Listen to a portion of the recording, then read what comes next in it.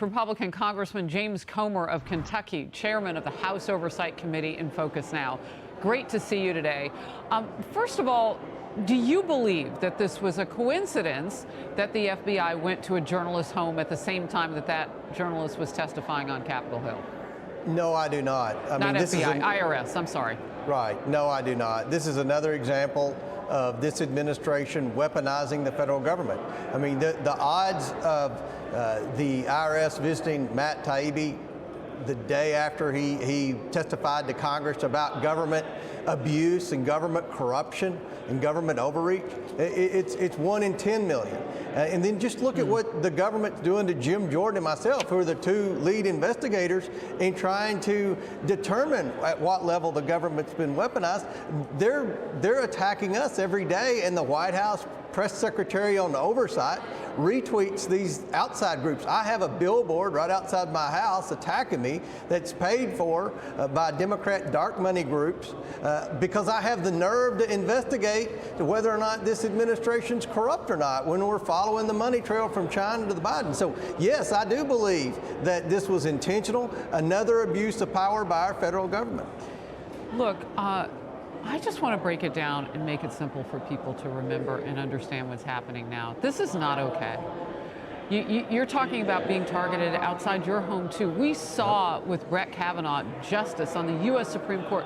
We've seen what that can look like in this country. We can't have, that's not a protest, that's intimidation. It's 100% intimidation. But I've got a message for this White House.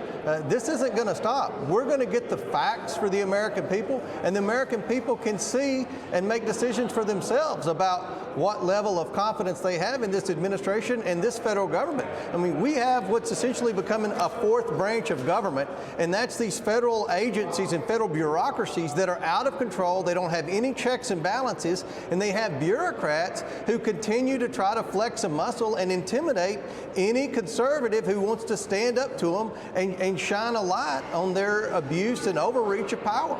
Well, some of us in the media are standing up and sounding the alarm, and it's from all over. It's from, across the spectrum, because we have to. You can't have this chilling of not only free speech, but the ability to hold the powerful accountable. One advocacy group in journalism tweeted this: if the IRS visit to Matt Taibbi's house had anything to do with his reporting or recent testimony, it would be a disturbing attack on press freedoms. Let's hope the government quickly and credibly explains. They have to speak on this, Congressman. I agree. And I think, thank God for your good work, Harris. Thank God for Fox News. But we've got a lot of mainstream media outlets that not only are turning a blind eye to this bad behavior, they're encouraging it. And that's despicable, because to have a fair democracy here in the United States, to have adequate checks and balances, you have to have a media that holds politicians accountable. And right now, a majority of the media is just focused on Donald Trump and Republicans that have the audacity to call out government overreach and government abuse of power. And we're seeing that every day more and more by more and more agencies. It's not just the FBI and the IRS. The list goes on and on and on, and it's got to stop. And that's one of the main priorities of this Republican majority in the House of Representatives. I want to move to some brand new polling by Fox News and share this with you. 40% of voters polled say they believe both former President Trump and current President Biden's son Hunter broke the law. When it comes to Hunter's foreign business dealings, nearly 75% say he did something illegal or at least unethical. As more evidence points to the president's involvement, the same poll shows more than half believe Biden did something illegal or at least unethical. The Biden family's China cash grab still is unfolding. The House Oversight Committee, which you chair, I know you're digging through Treasury Department documents right now, more than 150 SARs, those suspicious activity reports on Hunter Biden and the president's brother, James. Catch me up. First of all, respond to the polling there, and then catch us up on what's going on right now in investigating. Well, I'm glad to hear that poll is around 75% that suspect something illegal or unethical happened with the Bidens. I promise in 2 months that'll be nearly 100% when we start reporting more of what we're finding. Look, this is really bad. And these suspicious activity reports point to a clear trend by the Biden family to try to hide the fact that they were getting enormous sums of money from communist China. We have businesses that aren't allowed to do business with a lot of state-owned entities, but here you have the Biden family that is clearly going places where they shouldn't have been going, especially when you're selling access to the federal government. So I think that the American people are going to be very concerned about whether or not this White House is compromised, because there's no rhyme or reason why the Biden family has taken in millions and millions of dollars. We've proven they've taken in over $1 million.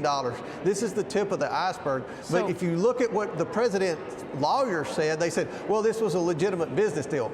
That's not true. There is no business there. The business is the Bidens taking money from China. That's what the business is.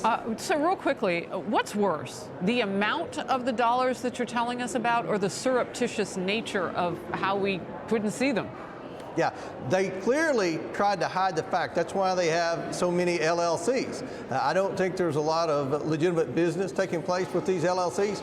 We've just disclosed the bank records on one LLC, the Robinson Walker account. There are many, many more to go. We'll get access to every one of those, and the American people will see the facts, and they can judge for themselves whether or not this was ethical.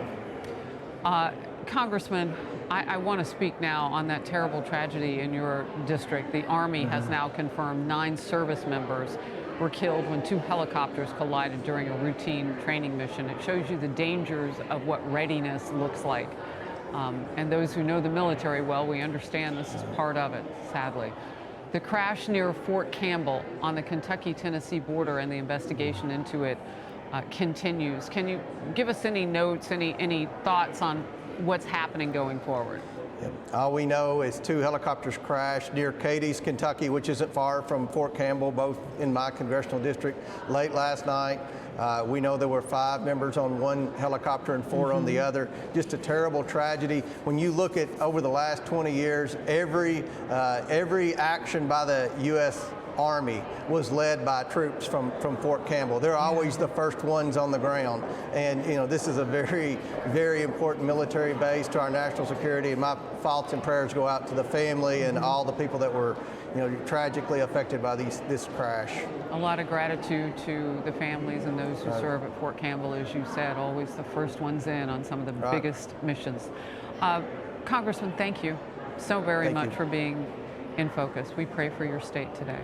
Thank you. Hey everyone, I'm Emily Campagno. Catch me and my co-hosts Harris Faulkner and Kaylee McEnany on Outnumbered every weekday at 12 p.m. Eastern, or set your DVR. Also, don't forget to subscribe to the Fox News YouTube page for daily highlights.